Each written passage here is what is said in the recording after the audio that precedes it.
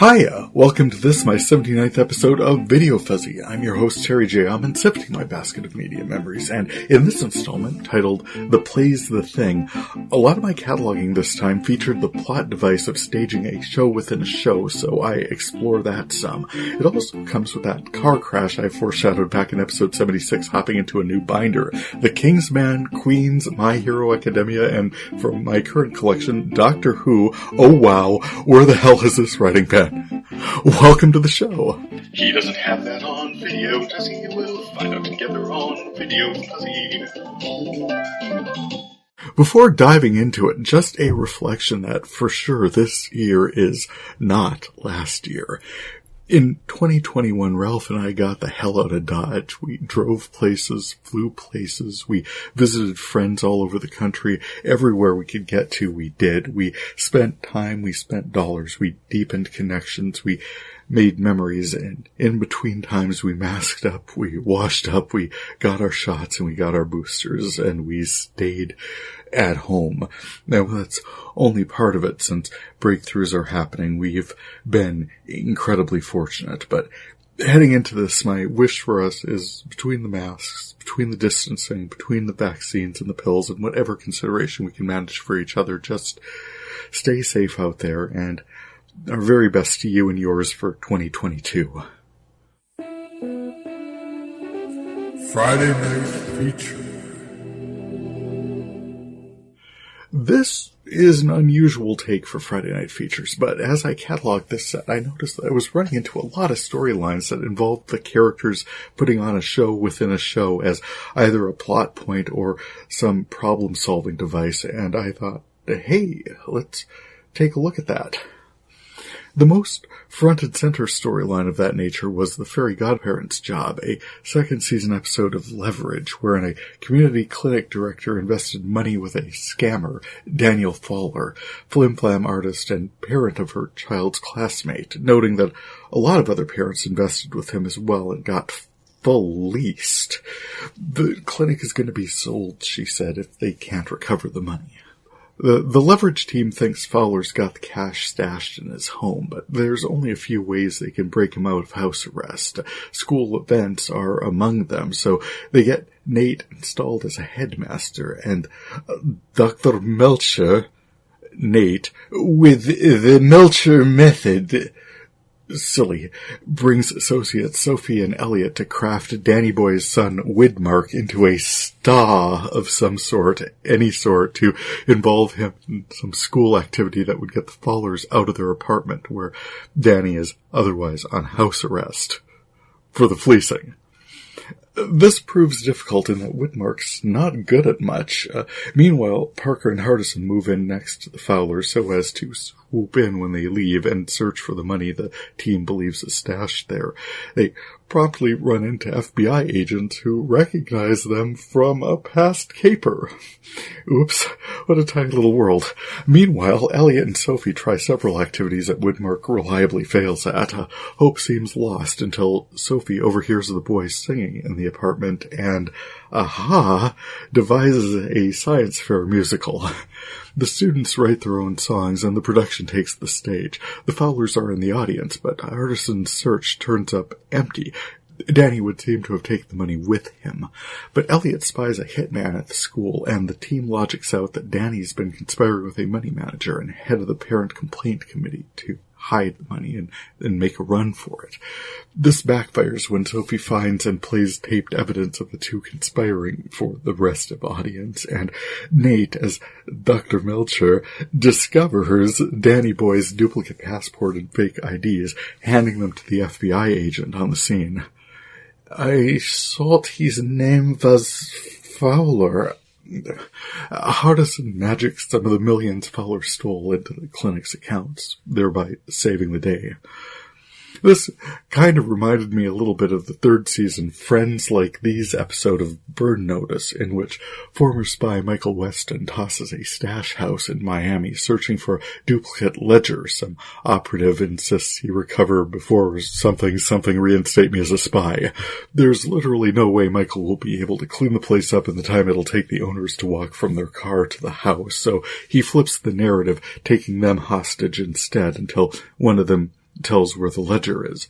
Of course, the only real parallel here is the search. In the Long Way Back episode, which I've highlighted the set decoration on VideoFuzzy's Instagram for what I thought was some astonishing art, Michael had a confrontation with Fiona's brother and had to quickly adopt an Irish brogue or some Irish rogues. To be fair, most of Burn Notice is about putting on quick shows to accomplish this or that and hoping that they get away with it. This is also the case in The Closer, but it's usually Deputy Chief Brenda Lee Johnson putting on this or that character to get a witness to confess to this or that murder.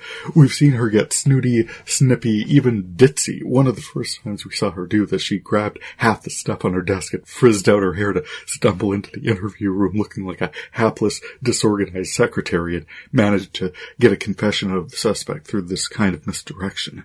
We haven't seen it so often from Sergeant Gabriel, where in the 5th season episode Smells Like Murder posts a pursuit into the desert. A suspect is digging a hole to bury a cooler full of what he thinks is the friend he murdered 3 years ago.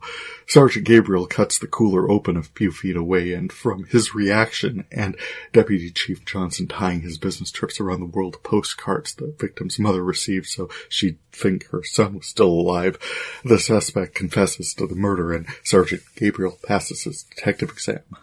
Toward the end of the final season premiere of Monk, Mr. Monk's favorite show, we were treated to a rare alternate reality dream sequence for our Here's What Happened wrap-up. The show revolved around a child star from Adrian Monk's favorite TV show growing up in a ballot box Emmy scandal of some sort leading to car bombs and death threats in the present day. This, of course, seriously discombobulated Monk because the show was such a safe space for him. After his father walked out on him, he tried to navigate his awkward teenage years at loose ends. The safety and security of that TV family was a refuge to him. He grew up imagining himself as a character on the show, and after the killer gives him a bonk to the noggin, he envisions a scene from that show. Think pretty much the Brady Bunch, gathered around a broken vase trying to get to the bottom of who'd broken it. The children use 1970s sitcom logic to deflect blame, complaining that the parents never suspect Adrian. He enters the scene halfway through to bask in the glory of how popular and talented and not awkward he is at school and how loved he is by both his TV parents. He wraps up the vase investigation by confronting the child star he suspected as the whodunit for the show, laying out the evidence he encountered throughout, and then, with a big hug to his TV mom and dad, a tiny final taste of everything being all right with a world he does not want to leave, he's awakened from the dream sequence and solves the case. While really awkward towards the end, this was a lot more wholesome than the role-playing situation we encounter in the first season episode of HBO's dramedy Hung. Thomas Jane is Ray Drecker, down on his luck Detroit area high school basketball coach, divorced from Anne Heche, father to 2 weird and awkward teens. He loses everything in a fire and is sleeping in a tent. A motivational speaker gets him focusing on unique talents and skills he can turn to his advantage. This encounter reconnects him to a flickering, sputtering hookup he had with Jane Addams as Tanya Skagel, a drab little poet he slept with a few years back when the school brought her in to teach poetry. She isn't any more interested in him than he is in her, but she can't help but notice that the man is packing. Within a few episodes, the show has her set up as his pimp, studying him out as a happiness consultant to a small coterie of interested women. Episode 4 with Margot Martindale, he gets his head in the game. Eventually, he meets up with her and just isn't feeling it. Tanya points out that these hookups are unlikely to be smoking hot 20-somethings, and he's going to have to figure out a way to generate the necessary enthusiasm for the consultation. He meets up with her for a do-over, and this time he is able to provide the service discussed. This led to episode 5, the one that fits the feature topic.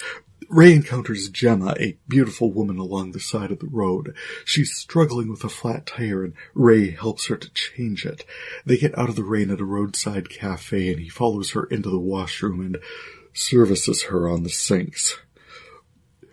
Tanya explains that this consultation didn't really work for Gemma. She's got a lot of trust issues, and Ray was playing out more a man's fantasies than a woman's. Ray tries again, fixes the tire, and he tries talking to her, getting to know her, says he's a writer, engaging her intellectually, and this time she actually walks out on him. He was just way too safe. Tanya said she wanted him to stop her, to pursue her. The third time, Ray and Gemma end up on a beach, which is going really well, but Ray just can't tell Gemma what she wants to hear, which, if he had said it, how much worse would that be for her? I don't know, but Ray and Gemma aren't the only role players here. Ray's ex, Jessica, and her new hubby, Ronnie, are coming to terms with their diminished circumstances now that Ronnie's lost nearly $1 million to the recession. He's trying to tell Jess and the kids what's going on, and Jess is refusing to hear it. La la la la la, determined to just, I guess, act rich until she is again. That woman, the stars she keeps hitching her wagon to. I'm pretty sure I stopped watching Hung before it ended. Gross titillation and economic realities aside, lots of circumstances contracted in 2008, and I don't know that this was an especially common go-to for folks. It absolutely had its moments, but this show's energy was bleak, and there wasn't a lot they could do to sugarcoat that. Moving on, I mentioned last time Mary from In Plain Sight was getting married. Her sister's car dealer and a sponsor and boyfriend had hired Mary's fiancé, Raphael, as a salesman, which there was some grumbling. But then in the second season finale, Don't Cry for Me, Albuquerque, he also appeared in a dealership ad capitalizing on his recent minor league baseball career after Mary had forbidden it. This led to a probably necessary conversation, particularly after her bombshell revelation about what it is she does for a living and the level of comfort he needs to scramble together in being okay with what she does and, trained or not, the kind of people she's working with on a daily basis. Along with how much control he was ceding to her in their relationship, it opened space for him to talk about these concerns he had about her job, which before he thought she was just some sort of paper-pushing government bureaucrat. Mary's being a little out of line since, as a minor league baseball player, Raphael was always going to enjoy at least some local amount of celebrity. She would never have been able to rule out promotion to major league play or any of a million other ways people can become internet famous these days for just living his life. Marrying any other person means that you can be pulled unexpectedly into the spotlight. Besides, between Jinx and Brandy, your home being tossed by the FBI, haven't you pretty much experienced and dealt with all of these feels already? I mean, chill. One disc in this set confused me quite a bit. I imagined it was one of my tapes I was recording Simpsons episodes to, but most of the episodes cut in, sometimes from more than halfway. Anyway, one that sort of fits this feature is the 14th season episode called The Great Louse Detective, and it's unfortunate I have so little of this one because it sounds like a hoot. Sideshow Bob is released from prison to help find who's trying to kill Homer. After doing so, Bob conceals himself in Bart's room for one of his hilarious attempts at murdering him. This time discovers he lacks the desire to see it through, bursting into a My Fair Lady number that he's grown accustomed to his face before he ducks out and his control monitor is hilariously activated. Drop Dead Diva also employed a bit of singing to jumpstart some plot development. In the first season episode Lost and Found, Jane Bingham is the super busy lawyer now possessed by the reincarnated spirit of dead model Deb. After winning a settlement against the DA's office for improper imprisonment, Jane celebrates a belated birthday with some karaoke and sings Lucky by Jason Mraz, Deb's song with her former fiancé, now law firm associate Grayson. Grayson smiles at her, she smiles back, and I guess I'll find out what happens when the next episode turns up. Just ahead of the first season finale, Better Off Ted aired Jabberwocky. It all starts with one of the show's many in-episode commercials, this one highlighting the Verdian Corporation's commitment to going green. It is pointed out that the production and airing of that commercial is the full extent of this company's commitment to going green. Unfortunately, a research aide, Linda, has an idea for a rooftop garden that she wants to pursue, given this company's brand new green initiative. The title character, Ted Crisp, head of research, wants to encourage the rooftop garden project, but his boss, Veronica, does not. So Ted creates a small side project to fund the roof garden called Jabberwocky, named of the spot from a logo on a worker's jacket. This instantly becomes the hot new project everyone wants to be on. Since no one knows what it is, the possibilities are endless, and the expectations for Jabberwocky, Ted's assertion that it's a game changer, that it will revolutionize how they do business, to Veronica's enthusiastic pitch to her boss so as to not appear to be out of the loop, and then him not wanting to be out of the loop too. Oh, wow, it escalates quickly into a full presentation to their division, to a haphazardly tossed together PowerPoint presentation involving a cheetah, then another cheetah, and then a blue whale, and technology and edgy subwoofer multimedia, and hell, I think by the end there was choreography and pyrotechnics. Ted had to come clean about the garden, which his team figured out how to light using bioluminescence, thereby making it a viable project. It also produced tomatoes, though it backfired a bit with the rise of bioluminescent and increasingly insane squirrels. As for Jabberwocky, they fast-tracked it and outsourced it to Japan. It was, after all, a real game changer. Finding all of these plot lines in this relatively small set of discs was intriguing, but the concept of the play within a play goes back quite a ways. One of the more well-known instances is even referenced in Leverage by Sophie, when she hears Widmark singing, says, "The play's the thing wherein I'll catch the conscience of a king," quoting the title character from Shakespeare's Hamlet, quick rewrite of the visiting troupe's murder of Gonzago to gauge Claudius's reaction to a storyline wherein the king, asleep in an orchard, is murdered via a dose of poison to the ear. The mousetrap, as he commends the play to his uncle ahead of the production, which gives Hamlet all the proof he needs to corroborate his late father's allegations. And their machinations do result in getting the swindler out of his house, if not the evidence that they seek. Some of these shows within shows are effective, and some are just silly. Monks was a win for the hair alone. The Jabberwocky presentation of Better Off Ted added little more to the production than the poem to Through the Looking Glass and What Alice Found There. The poem's further examination and the conversation with Humpty Dumpty said more about the state of literary criticism than the significance of the poem itself. It's a device one long used and accepted in literature. It gets your characters thinking, speaking, and interacting in new and different ways. It lays in newer approaches for problem solving. It can distract from when you don't have a good ending. Also, this seemed like a good chance to talk about some shows that I haven't thus far. However it happened, it recurred enough in this set to stand out. Cross Connection. On disc 1231, I encountered a find, which it's hard to overstate how magical this was. I'd already rejected Mental as a good show. The writing was everything I call out in profilers these days. That is, if you write a mentally unstable character, you're entirely in control of how your writing is going to reject conventional treatment and instead unconventionally agitate and then dramatically resolve their problem, usually amidst a lot of production foofara, and somewhat offensively, given the actual mental illness is already pretty well stigmatized. And, oh yeah, the world of television dramas demand over-the-top outlandish behavior. Like the kind in the pilot episode where an agitated patient suspects everyone is a lizard person and demands they all shed their clothes. The new psychiatrist on the scene obliges him by dropping trow in the waiting room, and she'll gently point out that the guy could just as easily hallucinate scales on an entirely nude body. But no matter, this show was silly. But then I saw her, K Callan, in Mental's 10th episode titled Do-Over. Ms. K Callan, great Nana Wanetta from Knives Out. She was wonderful in that, but they gave her ever so much more to do in this episode as eccentric consultant Alexis Vilcek, and it was so much fun both to watch her craft this character and map several new connections through my media collection as a golden thread. Golden thread.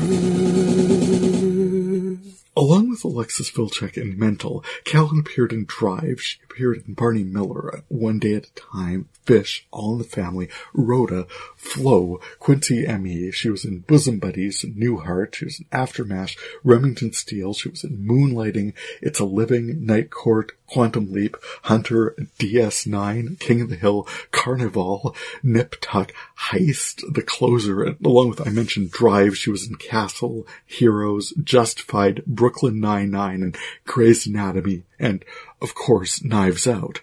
All of that and many others forge her as a solidly golden thread through my collection, but tying Knives Out, and indeed all of these others I've mentioned, tightly to the mystical center of my media collection, the Studio 6 Feet Under Challenge, she appeared in Saint Elsewhere with E-Bags himself, Ed Begley Jr., who, along with Frances Conroy I mentioned in Remington Steele, puts her one step removed by at least 2 different projects from the cast of 6 Feet Under.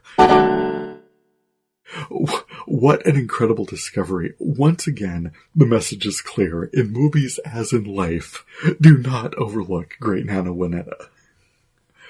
Her credit in All of the Family reminded me, incidentally, of the close ties between any given Norman Lear production and 6 Feet Under through Justina Machado's role in the One Day at a Time reboot. Also, in scrolling through for that information, I saw K Callan's involvement not only in Flow, but After MASH and James at 16, the series highlighted in the Forgotten TV podcast. So this is a good opportunity to highlight that outstanding work. Chris Cooling puts together exciting, interesting, and well-researched shows covering quite the largest number of productions I've barely heard of, and I enjoy listening to his remarkably informative podcast. Well done. Now on VideoFuzzy, a fond reflection. In keeping with the smallish corner of podcasting world I keep myself aware of, there was a deeply sad announcement recently. Co-host of the All About Agatha podcast, Catherine Brobeck, passed unexpectedly, and I wanted to reach out as a longtime fan of hers, as well as co-host Kemper Donovan, to celebrate the legacy of her, both of them for certain, but in light of her passing, the joy you could hear in her voice discussing the novels, novellas, and short stories of Agatha Christie that she enjoyed, the glee in picking apart those bits that she did not. She had a strong voice and point of view, and when Kemper shared her photo on social media as part of his announcement, I realized I'd never seen either of these people and was struck anew by how young and full of energy she looked, and I, for absolutely one, had been keen to hear what she would have thought of Curtain, the Christie detective Hercule Poirot's last case, because she'd been saving it, looking forward to it. And I guess whatever inspiration we can take from such sad news, I'll draw once again for I'm certain I've mentioned before on this podcast, the 6 Feet Under episode titled Eat the Peach. Do the thing, make the call, visit the place, eat the peach, and let the juice gush down your chin. Its sun rays burst on your tongue and gurgle down your throat. Tomorrow is not promised to any of us. I know I've got friends doing this, saving the last few episodes of favorite shows so they never really end. It's also valid. My take on this is the audience has a role in storytelling. Some people flip ahead and read the last page first. Joss Whedon once suggested the digital release of Serenity had multiple endings, depending on when you hit the stop button. So all of that is valid. Just be aware.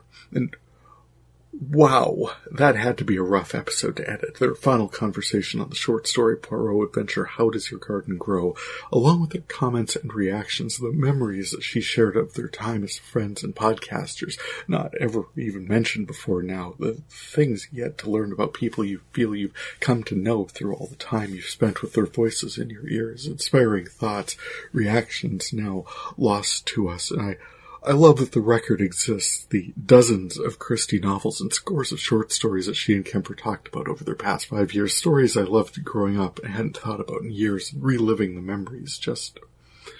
It was so good to have this too brief acquaintance. I want to extend my condolences. I look forward to what is possible in the upcoming, and in the meantime, to Catherine, to Kemper, to their near and dear. Thank you so much for hours of delightful discussion, debate, insight, and interviews, and all good thoughts going forward.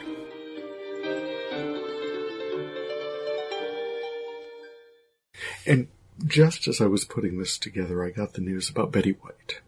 That was hard. I follow Randy Rainbow on Instagram, and he put it like this. In a world so divided, one of the last things we could all agree on was Betty White. Math someone did made sliced bread the best thing since Betty White, and in recent years I just kept learning more cool things about this lady. Obviously Rosen Island. I'm certain Ralph and I have watched all the Golden Girls episodes multiple times by now. Also, Sue Ann Nivens on the Mary Tyler Moore Show. What a hoot. I know I have episodes of Hot in Cleveland in here somewhere, along with the appearances in My Name is Earl and Community, but her most significant presence in my media collection is likely to be this sweet, nasty thorn in Alan Shore's side as one of the rare characters to carry across from the practice to Boston Legal, Catherine Piper. I haven't found all her episodes, but one I know I have is third season episode Fine Young Cannibal on disc 645, where Alan and Denny Crane arrange a wrestling match for Shirley Smith's affections, and Denny ends up sitting on Alan Shore's head. Assume he's won at that point. Betty White is among Alan's entourage, which is delightful. I mean, really, every appearance she made in those shows was a shot at Tabasco. A long, brilliant, ground and boundary-breaking career, bringing her unique energy to a broad range of characters, and so much positive energy. She is the entire Geflurgenhufel and safe travels, Ms. White. Thank you for being a friend. Diving into my classic collection. My classic collection of VHS to DVD transfers on disc 1233, a late 5th season installment of Rescue Me, put the writing talents of show creators Peter Tolan and Dennis Leary on full display in a conversation between Andrea Roth and Callie Thorne as Tommy's now-and-then wife, Janet, and on and off lover Sheila, widow of Tommy's cousin and best friend, Jimmy Keefe. Janet and Sheila run into each other, oh, how odd, at Ladder 49, where both of them are looking for, oh, what a coincidence, Tommy. They repair to the salon, where they discover that they, in fact, have words for one another. And what a wonderful time to share them. First off, for a scene like this to work, it requires a proper build-up. The weeks leading up to this involved Janet dating a paraplegic played by Michael J. Fox, who at one point managed to kick Tommy's ass, which dust-up led to this kabuki nonsense where Tommy and Janet were playing happy couples, so A, their oldest would speak to them, and a 2, so that their youngest could stay in a boarding school upstate, which... oh wow, some of the Who's Afraid of Virginia Woolf coming off that Meet the Snobs dinner party a couple months before in episode 7, called Play, was some towering comedy. And of course, this season has Sheila concerned that her son wants to follow in Jimmy's footsteps, joining Ladder 49, adding other energies in her ongoing, off-going affair with Tommy. All of that really helped set the stage for this scene in, oh, I guess I should say the name of this episode, episode 17. It's called Lesbos. Called that because the guys think Franco's boxer girlfriend is bisexual, and all the women she invited to the fundraiser they held for Sean after his kidney surgery seem pretty gay. Sean was a fun cameo in the Janet-Sheila title match, by the way, in case you thought I'd forgotten what we were talking about. The scene reminded me of the first meeting between Gwendolyn and Cecily and the importance of being earnest, prior to which it was remarked about how women only call one another sisters after having called each other quite a lot of other things first. The women, wife and lover, first have quite a chat. Sean, as I mentioned before, unwillingly interrupts and notices a text that Sheila has just sent to Janet. "What's a cumph?" he asks, before realizing what Sheila had meant to text. Janet sends her the correct spelling by way of response, and then they call Tommy in. Tommy ababas about how they were on a break and women are not having it. Janet lays down an ultimatum, her or me. Tommy is still not, because, look, there's Damien to consider. Sheila's son, Damien, Tommy's looking after him. How can he cut ties with Sheila? Janet's not really hearing this kind of thing space. There's a little shoving match, and the trio leave the kitchen where they discover everyone pressed against the door. It's This show did this. Human beings responding to ridiculous situations in completely believable ways to extraordinarily comedic effect. It's like Peter and Dennis have been thinking about this confrontation for the whole season and sculpted it into not only a brilliant scene unto itself, but an amazing payoff for stuff they'd been building up for a while. Then on disc 1250, a couple episodes later, Tommy confronts Lou about marrying a whore, and Lou calmly rolls up his sleeves and lays down upon him a scroll of fiery smack. Ahead of tackling him and fists are thrown and blows are landed, and a season's worth of simmering resentment explodes in a knockdown drag-out, but no, not uncontrolled, because there's a calculation on both sides of this exchange as to the catharsis of this beatdown and the damage actually being done to their friend, because, yes, every syllable out of Lou's mouth is crafted to deliver maximum pain, and everything he's saying is true from the dispassionate standpoint of a disinterested onlooker, but wow, this exchange is good. It's kind of like, oh, we had chick fight, now we're going to demonstrate cockfight, and it will be brutal, and there will be blood, and maybe everything will be cool after because it all needed to happen and it all needed to be said. But again, what I did notice was how little Tommy said, and Lou absolutely made the first move, so, like I said, calculated. Thing ends with Tommy as best man. Needles is on deck if Tommy steps out of line. Lou said they're not cool, but he's just going to put a sock in it, and essentially absolves Tommy for the Sheila thing because, for Christ's sakes, look at her. Just ahead of this, there's an intervention where half a dozen people in Tommy's life ambush him in the bar he owns about his dust-up with a politician that went viral. They go around and tell him how disappointed they are in him, what his drinking does to them. He listens, and then Tommy Gavin begins speaking. And it's really about any damn thing, because they all have heard this all before, but references losing his cousin Jimmy in the towers, and the pressures of raising kids, the way alcohol has of magically smoothing it all over and making it all go away. They all listen to him for about 3 minutes, maybe, before they are all drinking, except his sister Maggie storms out, ticked at all of them. Cousin Michael says, "What? It was your idea to hold an intervention in a bar." Cheers. There were also some weird connections I didn't know how to talk about up there, but episodes of Dirty Sexy Money that came up in this set. In fact, the finale, so that series is more or less archived at this point. But a plot point I think they were leveraging into a third season that never happened was John Schneider and Krista Allen as Congressman and Mrs. Skip Whatley, a Washington power couple with a twist.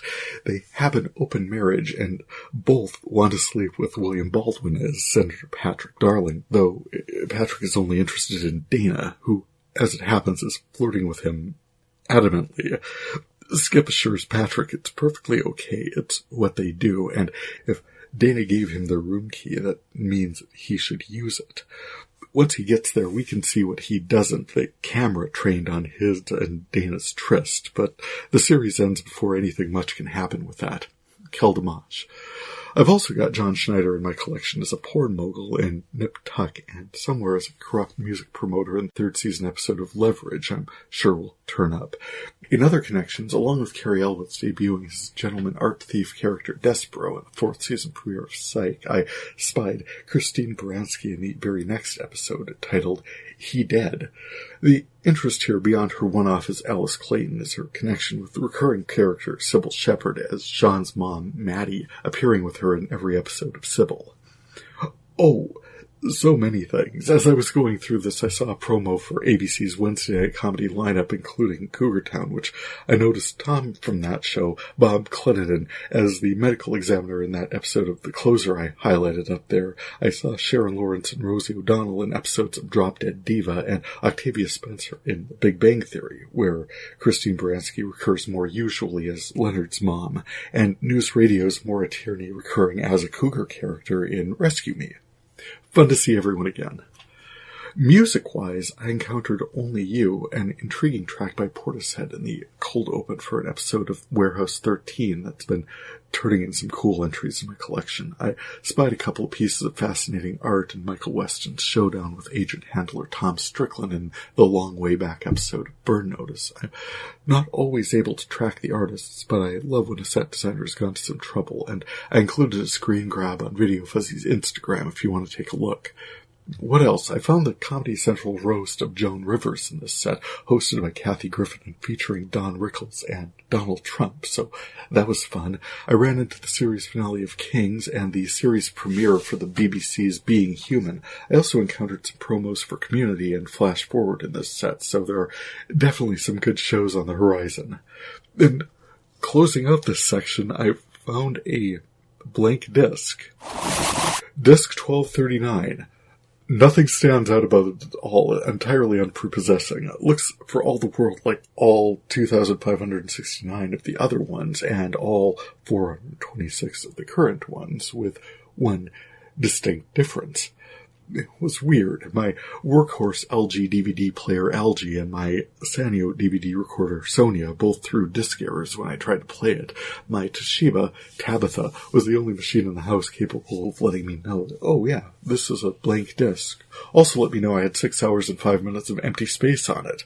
So, with nothing on it, and fully a dozen years later, disc 1239 was finalized in my collection as a blank disc. I wonder how that happened. The recording I was transferring, that episode of Burn Notice I mentioned up there, broke uninterrupted from disc 1238 to disc 1240, so nothing was lost, but what an odd occurrence. Speaking of odd, I broke into a new binder with this effort. New year, new binder. Progress. However, binder number 7 brought with it a new mystery. I recorded all these discs in order, yes? Well, along with quite a few empty pockets at the end of binder number 6, along with the blank disc 1239 and count them, 2 discs marked 1241. What on earth is disc number 1449 doing in the first pocket? Oh? Technically between disc 1241 mark II, the final disc in binder number 6, and disc 1242. The recordings continue smoothly enough from 1241 mark II to disc 1242. The remainder of that leverage episode I talked about up there, the fairy godparents job, from right where it had left off. So, why is the disc in the first pocket of binder number 7, disc 1449? In fact, the disc that should be the very last disc in that binder. This was my process. I'd transfer the VHS to a disc, then put the disc into a small binder near the VCR. Then, when I had 20 or so, I slipped them all in order into the big binder. I just don't understand why I left a pocket open at the beginning of binder number 7, and nothing about how binder number 6 ends and binder number 7 starts makes any sense at all. In the meantime, because it hardly matters, disc 1449 is now nestled in the front of binder number 8, and as I catalog binder number 7, I will reorganize the discs into the proper pockets as I go, which presumably will leave space for disc 1449, ta-da, right at the end, where it belongs. And with that, thank you for joining me for this latest installment of my occasional series about history's most boring mysteries. We'll be back with how it's still a secret which state between North Dakota and South Dakota were first signed into being by President Harrison. I think you'll be pleasantly surprised to learn that after more than a century's probing, we still have no idea. And that's next time on History's Most Boring Mysteries.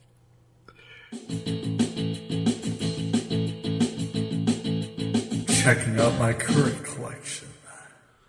In my current direct-to-DVD recordings, I watched the rest of the Flux series of Doctor Who, and my principal reaction is, where has this writing been?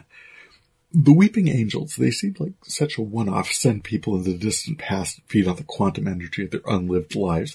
They don't hold up to any scrutiny at all. Like, how are these people not affecting and influencing the past? Just the knowledge they carry regarding upcoming historical events increases entropy, and how are they even getting to where the planet was decades ago? Casting this quantum-locked race of lonely assassins out of the papal mainframe and into the Pandorican rift in space-time should have been the end of them. But there's this continuing fascination with them. Like, how is the Statue of Liberty one? She's not even made of stone. How's there ever even been a weeping angel in Manhattan in the first place, there isn't a more monitored, observed space on the planet. There's been an effort this season to fit these weepies into a plausible consensus reality. That's not to say they succeed, but I don't think there's ever been as much attention paid to what the angels might actually want before.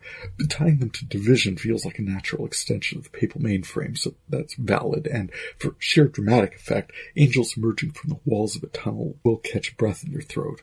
The idea that they want to convert the Doctor as an amusement is ridiculous, but looked at from another way, from the Doc's perspective, they send people back in time to consume their energy. I mean, it feels weird that after Ten's encounter with Sparrow and Nightingale, or good Lord Matin River with Rory, that the Doc wouldn't declare all-out war on these meddlesome cryptochronics and wipe them from existence. I mean, I guess maybe that was the sentiment behind shunting them all into the rift in the first place. I mean, the Doctor doesn't usually go in for genocide, whatever his personal feelings, but even so, after they killed his father-in-law, she'd make it her business to gather all the information about them that she could, what they are, and what it is exactly that they do. And beyond just spooky statues to scare the children. I did notice, however, that time was going to move differently for a stone Doctor. Post her conversion, she could exist for several eternities, with zero say over what happens to her while unstatued. Like Ten observed, you can't kill a stone. It's weird that organic beings can be transformed as such and restored once more to their original form, but as with every other thing with these poorly conceived beings, it doesn't bear any scrutiny. The Doc is somehow transformed into a weeping angel in 1967, chatting with her team across the temporal rift, once again effortlessly as they are stuck in 1901, and she somehow emerges from the stasis on board a ship maintaining at least some structural and temporal cohesion in some independent zone established between universes, tantalizingly near to chameleon arch tech containing, it is allowed, potentially the vast swaths of her mysterious past hinted at in The Timeless Child, with Tecteun, the Gallifreyan scientist who discovered and then experimented on them, extracted from them this power of regeneration and has been using it herself ever since. Oh, and an Ood. Never forget the Ood. Her team, stranded in the past, explores the world looking for information about when it will end, and they have humorous run-ins with Joseph Williamson, the Mad Mole of Liverpool, who dug a bunch of underground tunnels that opened like stargates all over the universe, so that's an interesting hobby. Oh, and at the urging of a playful hermit in Nepal, the team try contacting Carbonista in 1904 with a giant message near the Great Wall of China, and upon spying this somehow still intact message, Carvo says, "I don't have time travel, you idiot." Not that how time works or cause and effect or basic biology has a lot of bearing on what's going on. This is just a story, although super complicated. It's like a juggler with a ton of balls in the air. One wonders if she'll manage to catch them all in a big finish. But I suppose if you're a Gallifreyan scientist who has extracted, refined, and shared regenerative energy with your planet, you can decide to be done with the universe. I mean, sure, it's home to your home planet. You've explored exactly 0% of it, and in that time, you've discovered this remarkable property in a singular alien being found near a wormhole. You've exploited this regenerative property, let's call it live long. You've shared it with your species, hemmed it in with artificial rules, limiting most ordinary Time Lords and ladies to a dozen regenerations each. The Master snuck a few more. The Vortex-conceived River Song gave hers to the Doc, which was an extraordinarily selfless move on her part, but also pointless in that the Doc, it turns out, is the source of the live long, which can't be all that uncommon. I mean, for what we've seen, all it takes is being conceived within the Vortex. Back to Tecteun now. In the course of living so very much longer than usual, your home species has developed the ability to move about in space and time, crafting ingenious vehicles for the purpose. And where our awareness intersected with this story, your source for the live long took it in his head to start a family of his own and then make a dash for it. First guided by Impossible Girl Clara to select the right TARDIS, the one briefly capable of communication. We got a glimpse of the limitations of our knowledge in his encounter with Morbius. Fourth Doctor Tom Baker was vaguely and quite temporarily reminded of 8 regenerations he'd been prior to our meeting William Hartnell and mistaking him for the First Doctor. I mean, imagine us getting all up in a bunch about numerical discrepancies. Tennant regenerating into Tennant. Hell, Doc could have been regenerating any time they were off camera. Now, having watched the final entry for the Flux, I do have some thoughts. The Gallifreyan scientist Tecteun positioned her base of operations exterior to the known universe in a way that could be differentiated visually from her home universe, which she was busy destroying, and a second universe, which she had busied herself creating. This person in charge of telling weeping angels what to do, and with a helper Ood, a member of a herd race who feels the pain, death, and destruction of others psychically, standing outside the destruction of the entire universe, which contains all of his own race, all of humanity, and all of everyone else. And he's helping, and not helping, until the Doc asks him to not help. The triphasic version of the Doctor, that is, small, green, and split 3 ways, transported somehow wherever they need her to be, assisting with the anti-Centauran resistance led by Kate Lethbridge Stewart, imprisoned and interrogated with Carvanista, meeting up with Claire in 1967, and thereby putting her and Professor Eustachius Jericho in terrible jeopardy, and experiencing all her past lives as a wildly impossible mansion that Apocalypto's swarm and Azure delight in destroying in front of her, and then recreating so as to destroy again. How tedious. All this sounds like I didn't like it. Quite the contrary. It's a television program. There are actors involved with telling us a story. The expectation from this franchise is that it will make us think. It'll make us see our world from a different perspective. Our introduction to Dan was the Liverpool History Museum with its top floor as this outrageous observation deck. The Mad Mole was this idea where some Liverpudlian landowner discovered space-time anomalies all over his property. Wormholes connected up to different points in space and time. Given the sheer amount of universe that is taken up with the void, and the next most common not void thing is stars, it's kind of amazing that most of them went anywhere at all. It would have been fun to connect these anomalies to leftover space-time disruptions left over from when the Clockwork Aliens and Girl in the Fireplace were trying to find Madame de Pompadour in Tennant's run, or from when the Daleks were visiting Victorian England during Trotton's run. It wouldn't have been the worst idea in the world to tie them to anything else at all that was happening in this particular story. I mean, UNIT's been running for most of a century, and Torchwood's been around for even longer. Doc's been to the end of the universe, and here Liverpool's got a tunnel that opens up in a Mora temple on a planet called Time, and that, as yet, has never merited a peek. Especially when Dude was exiled here for an entire regeneration. That, I think, would be at least as interesting as the pocket universe in the bedroom wall of a young Ginge, yeah?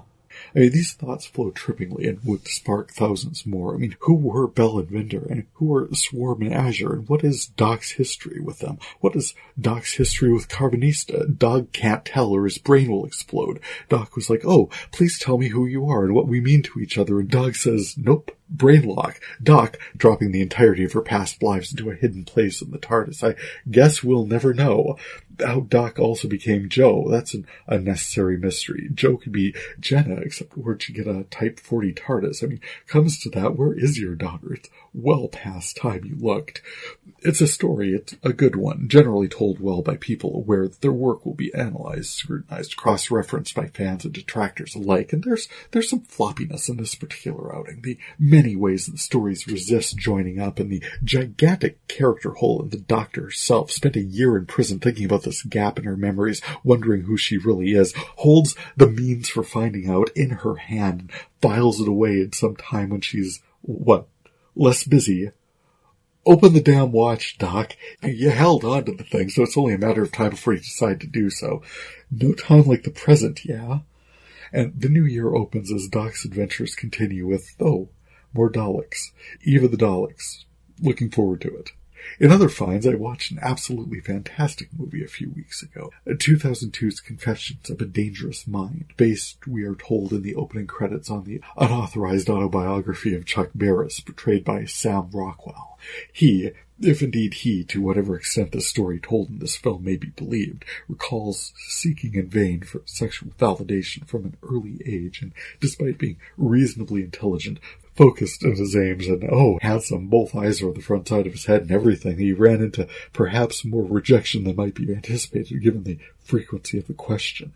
As we learn more about his formative years, he clearly grew up starved for affection and started seeking it out wherever he could. His personality, such as it was a great fit for television production, and apparently some part of his brain fancied a bit of international espionage at the direction of George Clooney as the, to whatever extent existent, Jim Bird. He even managed a long-term relationship with someone who, at least at some level, cared about him enough to be surprised and even hurt by his relentless infidelity, and despite knowing exactly what kind of person he is.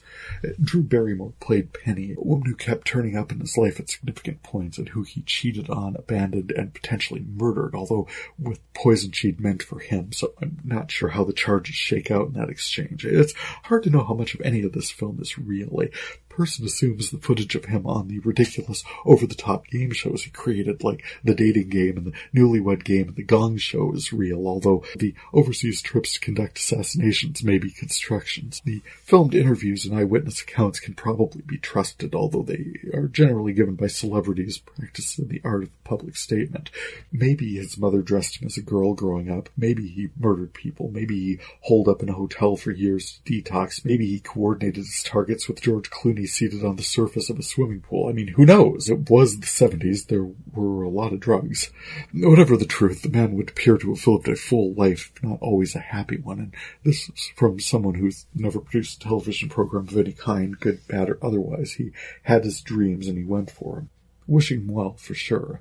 I briefly mentioned ABC signature series Queens last time. I feel like these women, heavens, absolutely everything has happened to these women in the course of one teeny tiny little season. I mean, I've got no real window on this, but the realness of these women, their energy, I mean, obviously they're actresses, they're performers, they've got a story to tell and they're telling it, but in such a way that feels right. Now, do Brianna's kids only show up when their presence would instigate conflict? And it was a $5 million surgically implanted diamond unicorn horn ripped far too easily from Lauren's forehead when she was removing a t-shirt, and did the video of Valeria's long-lost mother sneaking a peek at her credit cards feel a little too providential? For sure. Then we've got Jill. Are Jill's growing pains as a newly out lesbian a bit compressed? I mean, her longtime partner forgave her the cheating Jill had agonized over, but Jill then so entirely disrespected her. For the past 20 years, Jill has been a closeted lesbian church lady in Montana, and her coming out was high profile, coincided with so much public acclaim for living her truth, the freedom of the music scene in LA, and contrasted with the rejection she experienced from her home church family. Tara was her first same-sex relationship. Yes, she missed the excitement of dating, discovering herself and who she was with other women and other relationships. It doesn't devalue the love she has for her partner, who's been there through the steps she's taken to pursue her divorce and the ups and downs that has entailed. Her all but ex-spouse has invaded her home, frozen her accounts, torched the divorce papers. I mean, he's being a bona fide jerk. And Jill might not have had an ideal amount of control over the reveal of her identity. And then there's this encounter from 2 decades ago where a production assistant hit on her, and deep in the closet back there counting all the winter coats, Jill was having absolutely none of it. That was fear, that was self-loathing, and people absolutely react in the range of ways. And I'm sorry, miss, but you were out of line. No amount of gaydar entitles you to out someone against their will. And you should have put that one in the okay, so that's a no category and stayed in the distant past. Of course, it brought Jill's current romantic crisis to a head, but all the things Jill said by way of public apology for a private mistake still held true. Where I've got to in watching this, E-Rock's efforts to help Little Muffin Lauren dropped him in the stew, and his money guy is scary, coming after him guns drawn, but that's negotiating, right? I mean, goose that laid the golden egg, you shoot E-Rock or any of the queens, you risk never seeing any of that money again. Valeria confronts her scammer, Tara confronts Jill. I mean, this show is all the best parts of Desperate Housewives. Strong women facing their troubles head on, having their own conflicts. Naomi Explicit Lyrics just had a tough reveal on her daughter's paternity that's likely to have some repercussions for the group, but who are also there for each other and relying on each other for support and taking things, their music, their careers, their lives to the next level. Keep it up, ladies. This show has been fabulous, and I can't wait to see the finale.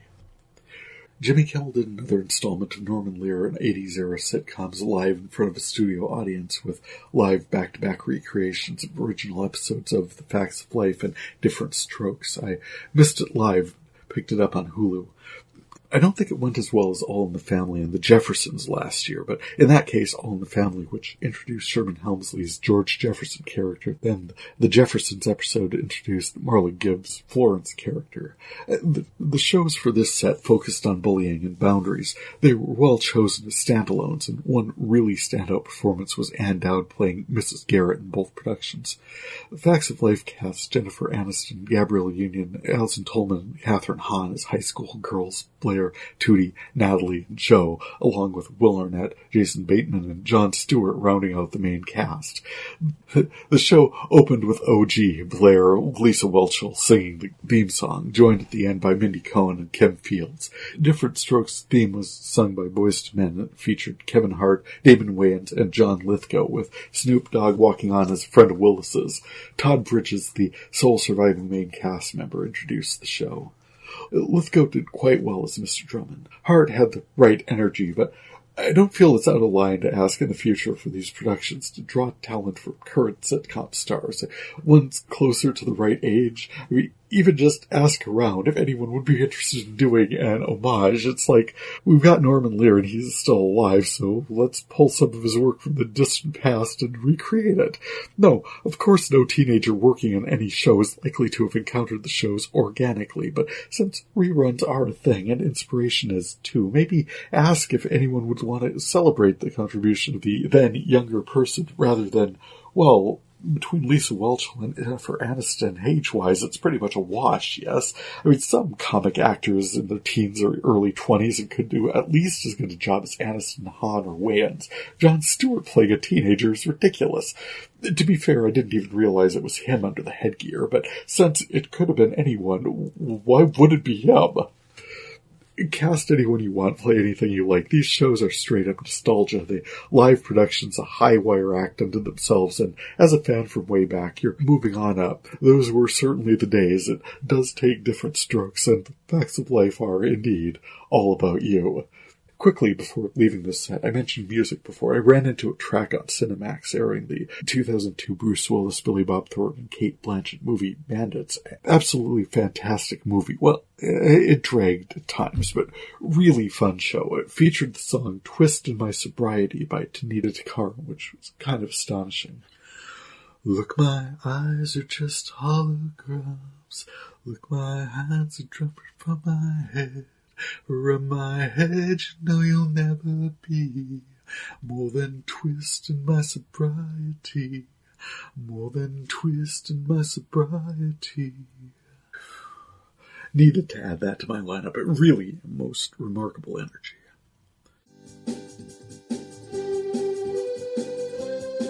What I've been watching. I saw many movies and shorts and documentaries, and indeed I have thoughts on them, but I wanted to try getting this thing at least written before the new year. That seemed less and less likely with each passing moment. Instead, I'll close with an anime production Ralph's been getting me into called My Hero Academia. We've been watching the dubbed version on Hulu from the beginning. The show is set in a world where 4 out of 5 people are born with some superhuman ability or quirk. Generally, the quirks manifest as enhanced abilities around the age of 4 or so. Midoriya is a young man who is obsessed with quirks. He was one of the 20% who was born without any, Keldamage, but his lifelong fascination with superhuman abilities, including kids he grew up with in his neighborhood, has given him this inside baseball statistical insight on which he takes meticulous notes. This attention to detail gives him an analytical edge when professional heroes go up against villains. His hero worship is focused on the top hero in all the world, a symbol of peace, All Might, whose powerful quirk, One for All, makes him the envy of heroes and target villains. Midoriya helps him fight a slime monster who has captured his friend, a young man with an explosive quirk and a temper to match. All Might is impressed that even without superpowers, Midoriya races into danger to help save his friend. All Might sees he has the heart of a hero and agrees to mentor him. Particularly once Midoriya discovers All Might's shortcoming, and old injury has limited the amount of time All Might can use his quirk. It's down to a few hours a day now before he transforms unrecognizably into, well, Not the gigantic slab of superhero people known for his professional hero exploits, but rather more of a meth head. Ralph doesn't like when I call him that, but in all honesty, if they all got together and decided one day to draw him as a meth head, what would they change? The thing about One For All is All Might's able to share, bestow, to transmit power to another. Midoriya accepts the responsibility of this quirk and goes about becoming a worthy vessel. He spends a summer cleaning a real Superfund site of a public beach, the end of which the beach is once again open to the public, and he has gained the level threshold of strength needed to accept the quirk. Midoriya was shocked to learn his personal hero was just a shell of himself, but is still excited to train with him. One For All, as he learns, is a powerful quirk, and All Might is the symbol of peace for the world. As such, he is also a big glowing target for villains hoping to make a name for themselves. There's a gang of villains organizing themselves as the League of Villains, the leaders of which harness the forces of decay and teleportation, so they're capable of significant destruction on their own. They target the students of UA Hero Academy while on a field trip, hoping to catch All Might off guard, but the first-year students fight them off, earning them a lot of prestige. The students also get to showcase their abilities in a competition, and students who'd rejected Midoriya as a quirkless wonder gain some respect for him, despite the fact that he still needs to learn how to use One For All without breaking his body. There are professional heroes who have it in for All Might as well, mostly because of jealousy. We've gotten to the part where Midoriya is apprenticed to All Might's old teacher and gets an early chance to prove himself when a villain with paralysis quirk, the hero killer, attacks Midoriya's super speed friend and class leader Aida in an alleyway, and Midoriya calls fellow student Shoutout for backup. It's a very cool show, and I'm enjoying it a lot. And we're watching the dubbed version, and it's another reason I really appreciate being able to watch Hulu on our regular television. Other things we took in, The King's Man recently, and I feel like that was a fantastic prequel to the series. I couldn't help noticing the parallels between the Haberdashers as headquarters for the Secret Order of Spies in this, and Trubshaw's in the Avengers, but this, the Avengers, Taylor of Panama, Garrick, and DS9. I mean, it's a trope because it works. The storyline crisscrossed the planet and ranged all over the place, and if it said anything, it's that world events are human events, and while you'll never be in complete control of your circumstances, evil absolutely has an agenda, and if you don't confront it, it's already won. It feels like a similar thread from the first two, and the show dragged a bit while setting up the stakes it was placing, but yeah, I'd say it was worth a matinee showing at least. If you wait for basic cable, they're likely to cut out some of the Rasputin scenes. And with that, thank you so much for checking out my video cataloging project. I did put my 8th installment of VideoFuzzy the video together with my Friday night feature for this one. That link is everywhere. You can check out my catalog listing along with audio links at VideoFuzzy.blogspot.com. And for past episodes, add, subscribe, or follow VideoFuzzy everywhere you get your podcasts. Feedback is always appreciated. You can contact me through my blog or podcast sites via email to tjaman1970@yahoo.com or through my VideoFuzzy pages on Facebook and Instagram, or follow me at TJVideoFuzzy on Twitter. For VideoFuzzy, I'm Terry J. Aman. Happy viewing. It might be amazing, it might just be scuzzy. We'll find out together on VideoFuzzy.